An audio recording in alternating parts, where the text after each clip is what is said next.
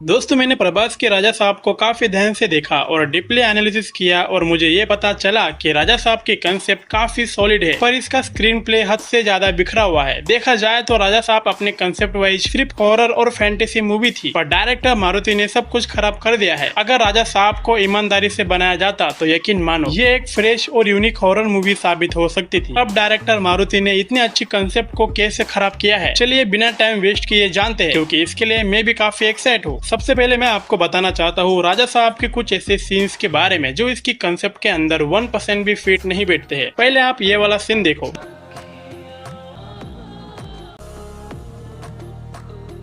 दोस्तों कुछ ऐसे सीन हमें कई सारे हॉरर फिल्म के अंदर देखने को मिल जाते हैं, पर उनका स्क्रीन प्ले काफी टाइट होता था, इसलिए वो सीन मूवी का पार्ट लगते थे। पर डायरेक्टर मारुति ने राजा साहब की कहानी को सेट करने के बजाय पहले ही रोमांस दिखाना शुरू कर दिया था। और मैं तो ये भी कहता हूँ कि राजा साहब मूवी के अंदर इतने सारे एक्ट्रेस की जरूरत थी भी नहीं। दरअसल राजा साहब की जो पहली एक्ट्रेस थी जिसका नाम था अनीता, वो कहानी के अंदर फिट हो जाती है, क्योंकि वो राजू से शुरू से सच्चा प्यार करती थी, इसलिए उसे हर वक्त पैसों की मदद भी करती थी। पर बाद में बेस्सी और भैरवी का एडिशन सबसे खराब था, जिसकी कोई जरूरत भी नहीं थी। अब बेस्सी ने राजू का फोटो देखा और चर्च की घंटी बजी, इसीलिए उसे लगा कि ऊपर वाला चाहता है कि वो नन नहीं बल्कि राजू की पत्नी बने। देखो दोस्तों, मैंने इस लॉजिक को डाइजेस्ट कर लिया, पर आगे जाकर जो हुआ वो तो दिमाग ही खराब कर देता है। अब यहाँ पर भैरवी आती है 5 करोड़ का बैग लेके, जिस पैसे को राजू ने कभी इस्तेमाल तो नहीं किया, पर इस बैग को चोर से छीनने के लिए राजू सीधा बिल्डिंग से छलांग मार देता है। अब यहाँ पर मुझे लगा कि शायद डायरेक्टर मारुति ने राजू को स्पाइडरमैन की जाली दी होगी, पर दोस्तों ऐसा नहीं था। राजू ग्रेविटी को चिरते हुए जमीन पर एकदम सॉफ्ट लैंडिंग करता है, जिसे देखकर आयरन मैन भी अपना सूट भंगार में दे देगा। चलो ये सब तो एक्सेप्ट कर लिया, पर राजू भैया इसके भी प्यार में पड़ गया। देखो यहाँ पर वो खुद ही भैरवी को गोल गोल घुमा के भाव में लेता है और खुद ही बोलता है कि अगर बेस्सी ने हमें ऐसा देख लिया तो वो गलत समझेगी। दोस्तों सच बोल रहा हूँ, इसकी एंडिंग में जितना कंफ्यूजन नहीं हुआ था उससे ज्यादा कंफ्यूजन यहाँ पर हुआ है। ये खुद ही भाव में लेता है, फिर बोलता है बेस्सी गलत समझेगी, और यहाँ पर मैंने कहा कि भाई मेरा हो गया, अब इससे आगे नहीं होगा, पर दिमाग ने कहा कि देखना तो पड़ेगा। और यहाँ तक आने के बाद मुझे ये समझ में आया कि सिर्फ मूवी की शुरुआत काफी सही की गई थी। स्टार्टिंग में ऑडियंस को सॉलिड किक देती है, इसीलिए ऑडियंस को और मुझे भी लगा कि माल तो अच्छा है। पर दोस्तों जब एक एक करके एक्ट्रेस को एंट्री दी जाती है तभी मैं समझ गया कि मूवी के डिजास्टर होने का कारण यही है, क्योंकि इसकी कंसेप्ट के अंदर ये सब है ही नहीं। मैंने अब तक जो भी एक्सप्लेन किया ये सब मूवी के अंदर फिट क्यों नहीं होता, ये आपको इसकी कंसेप्ट सुन के पता चल जाएगा। देखो इसकी कहानी शुरू होती है राजू से, जो कि अपनी बीमार दादी की खुशी के लिए अपने लापता दादा कनक राजू को ढूंढने निकलता है। अब सोचो एक ग्रैंडसन की अपने दादा के लिए तलाश। यहाँ तक सब इमोशनल था और काफी सही लगता है, लेकिन ट्विस्ट तब आता है जब राजू को यह पता चलता है कि उसका दादा कोई साधारण इंसान नहीं था बल्कि एक खतरनाक तांत्रिक था। पर अभी वो जिंदा नहीं है बल्कि एक पुरानी हवेली में एक लालची आत्मा बनकर अपने खजाने की रक्षा कर रहा है। मतलब कि मूवी के अंदर हीरो वर्सेस विलन की लड़ाई नहीं थी, बल्कि यहाँ पर पोता वर्सेस दादा की लड़ाई थी। और इसका एक इंटरेस्टिंग पार्ट पता है क्या था? कनक राजू से लड़ने के लिए राजू को किसी हथियार की जरूरत नहीं थी, बल्कि उसे सेल्फ हिप्नोटिज्म का इस्तेमाल करना था। रियलिटी और इल्यूजन के बीच की ये लड़ाई दिमाग घुमा सकती थी। इसीलिए तो मैंने शुरू में कहा था कि राजा साहब की कंसेप्ट काफी यूनिक और फ्रेश है, और ये सब एलिमेंट्स मूवी को साइकोलॉजिकल थ्रिलर बना देते हैं। इवन राजा साहब के कुछ सीन तो नोलन की याद दिलाते हैं, पर उसी वक्त फालतू कॉमेडी करके सब कुछ खराब कर दिया जाता है। अब किसी ने ये नोटिस किया होगा कि नहीं ये तो मुझे नहीं पता, पर मैंने ये नोटिस किया कि राजा साहब के अंदर कॉमेडी को एक कन्वर्जेशन का जरिया बनाया है। मूवी के अंदर कोई भी कैरेक्टर किसी से नॉर्मल बात करता ही नहीं है, कॉमेडी करके ही बात कर रहा है। खास करके राजू हर किसी से कॉमेडी ही कर रहा है। और दोस्तों इसी स्टाइल की वजह से कल की मूवी के अंदर भैरवा एक अनबिटेबल बाउंटी हंटर नहीं बल्कि एक कॉमेडी कैरेक्टर ज्यादा लगते हैं, और राजा साहब के अंदर भी वही हाल है। इन शॉर्ट में बोलूं तो फिल्म का सबसे बड़ा माइनस पॉइंट इसका बिखरा हुआ स्क्रीन प्ले है, जिसमें कॉमेडी, फैंटेसी और रोमांस सब कुछ मिक्स करने की कोशिश की है, लेकिन कोई भी एलिमेंट पूरी तरह से इम्पैक्ट नहीं डाल पाया। ना तो इसका हॉरर डरावना था और ना ही इसकी कॉमेडी उतनी हंसी दिला पाई जितनी एक्सपेक्टेशन थी। ये सब ऐसा लगता है जैसे राजा साहब एक रॉ मटेरियल है जिसको बिना फिल्टर किए या फिर बिना फिक्सिंग किए ही सिनेमा के अंदर उतार दिया। और सबसे मेन पॉइंट ये है कि इतने बड़े बजट के बावजूद भी कई जगह वीएफएक्स और एडिटिंग काफी पुरानी और अधूरी लगती है। अब आप में से कुछ सोच रहे होंगे कि राजा साहब की इतनी अच्छी कंसेप्ट को कोई इतना कैसे बिगाड़ सकता है, तो मेरी मानो तो राजा साहब के इन 2 सीन्स को देखो और मूव ऑन कर लो। क्योंकि अगर कोई व्यक्ति एक इल्यूजन और हॉरर फैंटेसी जैसे फिल्म में ये सब दिखा रहा है तो उसके लिए एक अच्छी कंसेप्ट को बिगाड़ना नॉर्मल बात है, इसीलिए हमें भी शौक नहीं होना चाहिए। वैसे आप भी कमेंट्स करके बताना कि राजा साहब का कौन सा सीन आपको इलॉजिकल लगता है जो कि मूवी को खराब कर रहा है। और वीडियो अच्छा लगा हो तो सब्सक्राइब करना मत भूलना, क्योंकि ऐसे वीडियोस आते रहेंगे। तो मिलते हैं अगले मेस टॉक में, तब तक आप लोग बाकी का मेस टॉक देख के एंजॉय कर सकते हो।